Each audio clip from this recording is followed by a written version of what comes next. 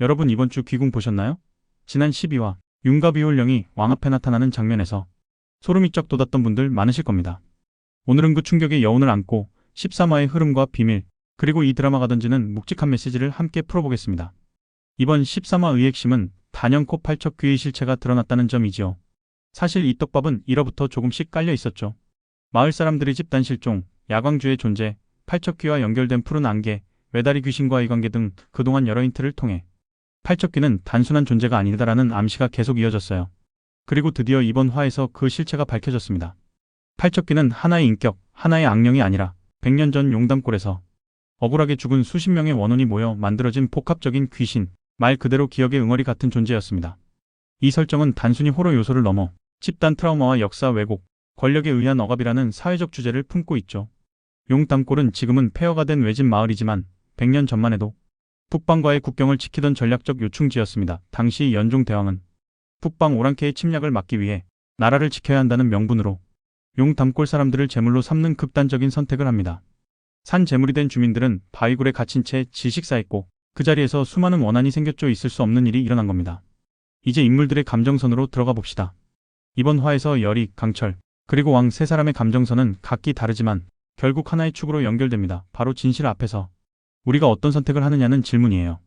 먼저 열이는 그동안 늘 누군가의 상처를 치유하고 위로하는 존재였죠. 퇴마사이자 무녀로서 귀신을 쫓는 일이 그녀의 일이었지만 그 이면에는 고통받는 존재들의 마음을 이해하려는 태도가 항상 깔려 있었어요. 이번 화에서 열이는 팔척귀를 물리치기 위해 자신이 숙주가 되겠다고 결심합니다. 단순히 용감해서가 아니에요. 그녀는 이렇게 말하죠. 누군가는 끝내야 해. 누군가는 그 기억을 껴안아야 해. 이 대사 하나에 열이라는 인물이 가진 철학이 모두 담겨 있어요. 그 누구도 기억하려 하지 않는, 그 누구도 책임지려 하지 않는, 그날의 기억 그걸 품고 죽더라도 역사가 되풀이되지 않게 하려는 그녀의 선택은 퇴마가 아니라 기억의 계승자로서의 행동인 겁니다. 그리고 강철 그는 늘 열이를 지키고자 했습니다. 악신이 깃든 자신을 증오하면서도 열이를 위해선 뭐든 하겠다는 그의 감정은 이번 화에서 폭발하죠. 열이가 자신을 희생하려는 걸 본 그는 분노하고 또 무력해집니다. 강철은 아마 열이를 막으려 할 거예요. 하지만 동시에 그녀가 해야 할 일이 무엇인지도 이해하고 있죠. 그의 대사는 짧지만 강렬합니다. 넌 왜 자꾸 내 목숨을 내던지려고 해?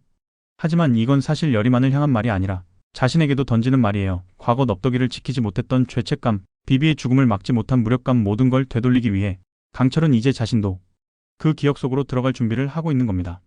마지막으로 왕 그는 말 그대로 이 드라마에서 역사의 무게를 가장 상징하는 인물이에요. 13화에서 광화문집을 잇고 윤갑의 홀령 앞에서 무너지는 왕의 모습은 처음으로 진실을 마주한 권력자의 두려움이었습니다.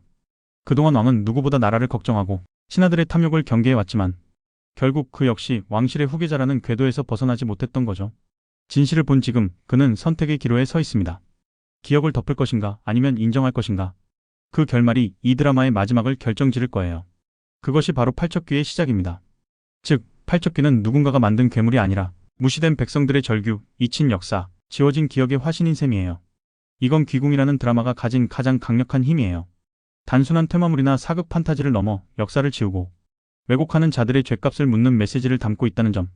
그리고 그 중심에는 언제나 기억이라는 키워드가 놓여 있죠. 강철이 광화문집을 발견하고 열이가 그 기억을 마주한 것도 이 흐름의 일부입니다. 팔척귀를 없애는 방법은 단순한 무력이나 주문이 아니라 진실을 마주하고 그 고통을 껴안는 것이라는 걸 드라마는 말하고 있어요. 여기가 이 작품이 단순한 귀신 드라마가 아닌 이유입니다. 이제 가장 재미있는 파트, 다음 회, 그러니까 14화에 어떤 전개가 펼쳐질지 제 뇌피셜을 한번 나열해볼게요. 첫 번째, 열이의 몸에 깃든 팔척귀 일부는 기억을 되살리는 역할을 할 가능성이 큽니다. 단순한 빙의가 아니라 열이가 당시 용담골 사건을 몸소 체험하게 되는 구조가 등장할 수 있어요. 드라마에서도 종종 쓰이는 과거 회귀 체험 연출 방식이죠. 두 번째, 강철은 열이를 구하기 위해 자신 안에 남은 악신의 기운, 그러니까 강철의 괴물성을 다시 끌어올릴 겁니다. 자신이 그토록 두려워했던 힘을 다시 꺼내서 이번엔 사람을 지키기 위해 쓰는 거죠. 여기서 강철의 내적 갈등이 최고조로 터질 거예요. 세 번째, 왕은 모든 진실을 알게 된 지금 광화문집을 공개하고 왕위에서 물러나는 결단을 내릴 가능성도 있어요. 그리고 그 자리를 새로운 세대에게 넘기려 하겠죠.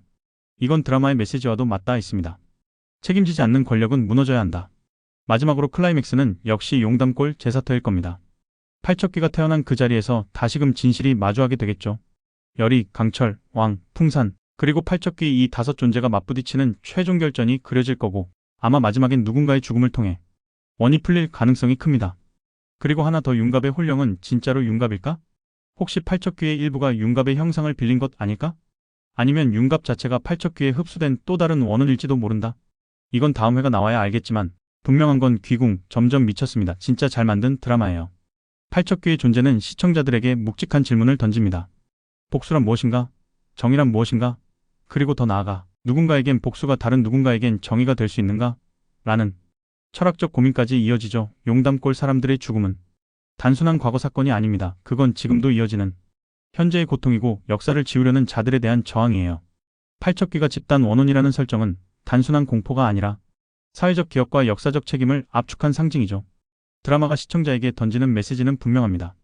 그날의 일을 기억하지 않으면 우리는 똑같은 죄를 반복한다. 팔척귀는 복수하려는 귀신이 아닙니다. 복수는 개인의 감정이고 팔척귀는 억눌린 집단의 분노이기 때문입니다.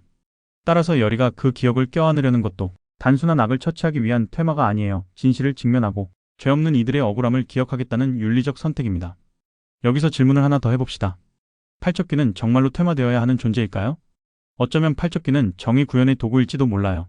왜냐하면 지금까지 진실을 외면한 왕실, 왜곡한 기록들, 책임지지 않은 자들 앞에 등장한 유일한 기억의 화신이 바로 팔척귀였기 때문이죠. 퇴마를 한다는 건 결국 이 기억을 또 한 번 지우는 행위일 수도 있습니다.